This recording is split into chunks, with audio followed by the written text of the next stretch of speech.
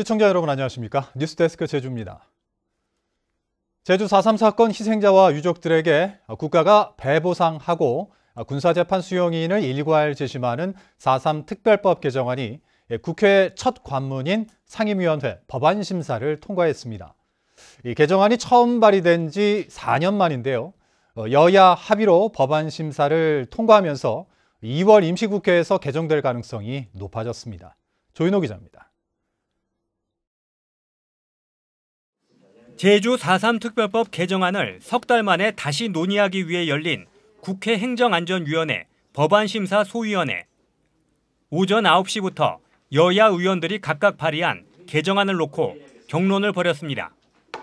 가장 큰 쟁점은 4.3 희생자에 대한 위자료 지급과 추가 진상조사 문제. 여야는 정회를 거듭하며 막판 협상을 벌인 끝에 5시간 만에 합의안을 마련했습니다. 더불어민주당과 정부의 당초 합의안에 있던 희생자에게 위자료 등의 특별한 지원을 강구하며 기준 마련을 위해 노력한다는 애매한 문구를 마련한다는 강제성을 띤 표현으로 수정했습니다. 4.3 중앙위원회에 여야가 2명씩 추천하는 위원을 추가하고 진상조사 등을 위한 소위원회를 두자는 국민의힘의 제안을 민주당이 수용했습니다. 소위원회의 구체적인 역할에 대해서는 협의가 더 필요한 상황이지만 일단 여야와 정부가 한 발씩 물러나 합의를 도출한 것입니다. 이번은 정부의 동의를 얻어냈다는 것, 그리고 보수당이지만 우리 국민의힘을 비롯한 야당 측에서 적극적으로 호응해 줬다는 데 의미가 있습니다. 이번 4.3 얼마 안 남았지 않습니까? 그 안에 반드시 마무리될 수 있는 어떤 시작이 된 것 같아서 다행이라고 생각을 하고. 원희룡 제주도지사와 유족 대표들도 국회를 방문해 여야 의원들을 만나 4.3 특별법 개정에 초당적으로 협조해달라고 설득했습니다. 3만 영령들이 마지막으로 명예를 회복해드릴 수 있는 법안 기초를 마련했습니다. 영령님들의 죽음이 헛된 죽음이 아니라 미래의 그 밑거름이 됐다고 하는 역사적인 날로 기억되기를 기대하겠습니다. 4.3 특별법 개정안은 오는 17일 행안위 전체 회의와 24일 법사위를 통과하면 26일 국회 본회의에 상정됩니다. 4.3 73주년을 앞두고 특별법이 개정되면 4.3의 완전한 해결에 한 걸음 다가서는 획기적인 전환점이 될 것으로 보입니다. MBC 뉴스 조인호입니다. 국민의힘 제주도당은 기자회견을 열고 제주 제2공항 여론조사를 앞두고 오늘부터 사흘 동안 도내 주요 읍면동에서 찬성 피켓을 들고 거리 홍보에 나선다고 밝혔습니다. 국민의힘은 제2공항 찬성 결단으로 향후 오랫동안 제주도가 중앙정부에 연륙교통 인프라 확충을 요구할 수 없는 최악의 상황은 막아달라며 다수의 민주당 도의원들도 제2공항 찬성 입장을 가지고 있는 만큼 찬성 입장을 표명하라고 요구했습니다. 코로나19 감염 확산을 막기 위한 식당과 카페 등의 영업시간 제한을 피해 야외에서 천막을 치고 술 파티를 벌이던 일행이 방역당국에 적발됐습니다. 이들 가운데 일부는 다른 지역에서 온 관광객들로 설 연휴 방역에 비상이 걸렸습니다.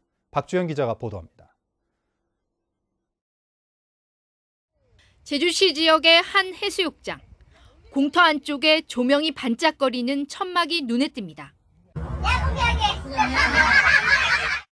방역 단속팀이 들이닥친 천막 안에는 테이블 위에 술과 음식이 가득하고 5명 넘는 사람들이 모여 있습니다.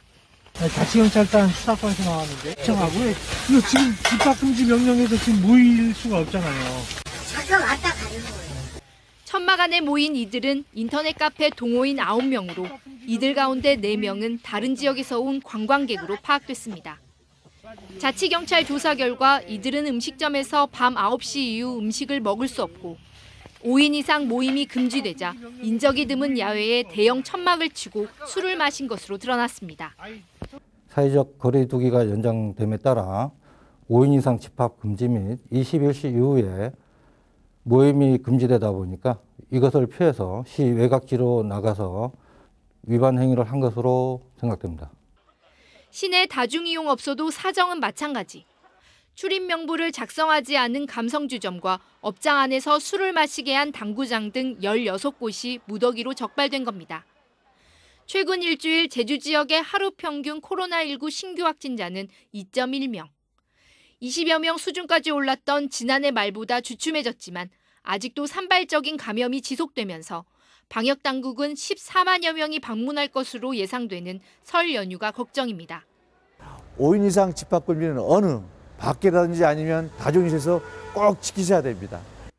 방역당국은 설 연휴 방역 사각지대에 대한 특별점검을 강도 높게 추진할 예정인 가운데 코로나19 재유행을 막기 위해 시민들의 자발적인 방역수칙 준수가 어느 때보다 중요해지고 있습니다. MBC 뉴스 박주연입니다. 식당과 카페 등에 대한 영업시간 제한이 오늘부터 완화됩니다. 정부의 비수도권 지역 영업시간 제한 완화 조치에 따라 오늘부터 제주도 내 식당과 카페 등은 밤 10시까지 영업시간이 1시간 연장됩니다. 영업시간 연장 대상에 해당하는 식당과 카페 등 일부 다중이용업소에서는 조금이나마 안도의 목소리가 나오는 반면 여전히 영업이 금지되는 업종에서는 아쉽다는 반응이 나오고 있습니다. 코로나19 확진자가 잇따라 나오면서 감염 확산이 우려됐던 제주시 아라동 식당과 어린이집 관련 확진이 고비를 넘긴 것으로 보입니다. 제주도는 지난 5일부터 사흘 동안 제주시 아라동 태진해장국과 이내 꼬마 도깨비 어린이집과 관련해 655명에 대한 진단검사를 실시한 결과 추가 확진자는 발생하지 않았다고 밝혔습니다. 현재까지 해당 식당과 어린이집 관련 확진자는 모두 9명이며 오늘 오후 5시 기준으로 도내 누적 확진자는 537명, 자가격리자는 451명입니다.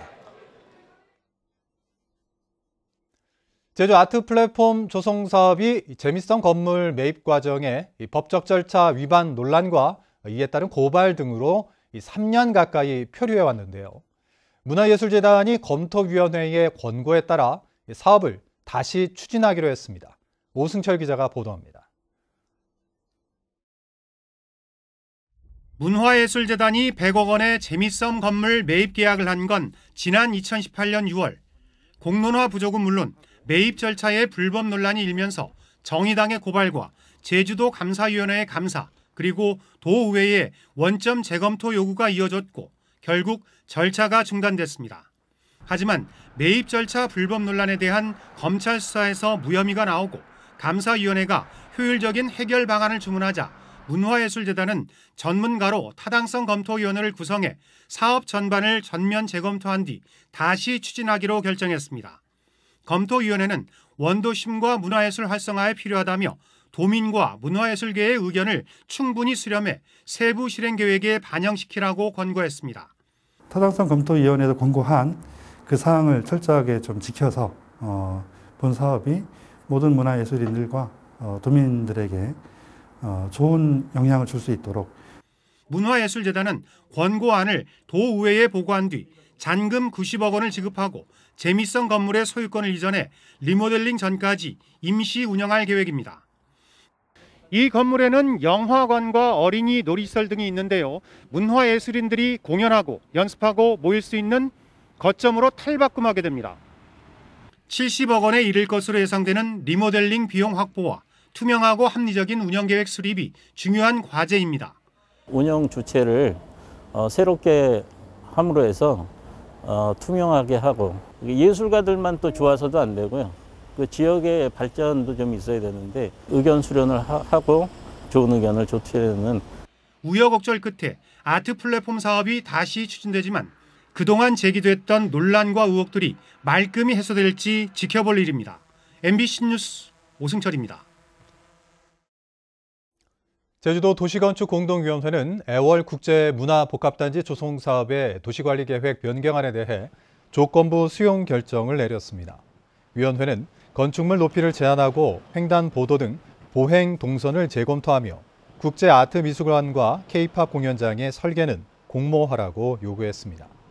애월 국제문화복합단지는 이랜드그룹이 제주시 애월읍 어음리 일대에 JDC가 보유한 개발 사업용 비축 토지 58만 제곱미터에 추진됩니다. 제주도 감사위원회는 제주도립미술관이 미국 미술관으로부터 작품을 빌려 전시회를 열고 전시관 조성 공사를 하면서 법령에 따라 경쟁 입찰을 하지 않고 수의 계약을 한 것은 부적정하다며 주의하라고 통보했습니다. 감사위원회는 지방노동위원회가 위원을 위촉하면서 직무수행에 대한 사전 진단서와 겸직 허가서를 제출받지 않은 것도 부적정하다며 주의하라고 통보했습니다. 의식을 잃은 버스기사가 순찰 중이던 경찰관에 구조됐습니다.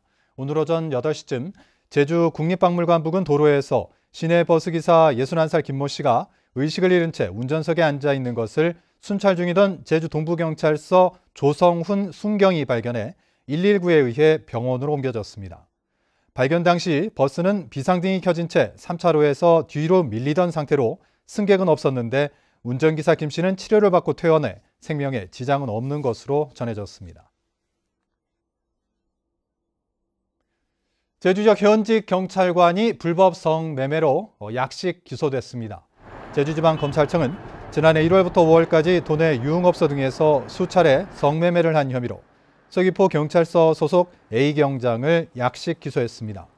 검찰은 성매매 업소의 선급금 고소 사건을 수사하던 중 A경장의 신용카드 명세를 확인했는데 경찰은 A경장을 직위 해제하고 구체적인 혐의가 입증되면 징계할 방침입니다. JDC가 인터넷 면세점 운영 확대를 추진하자 제주도가 반발하고 나섰습니다.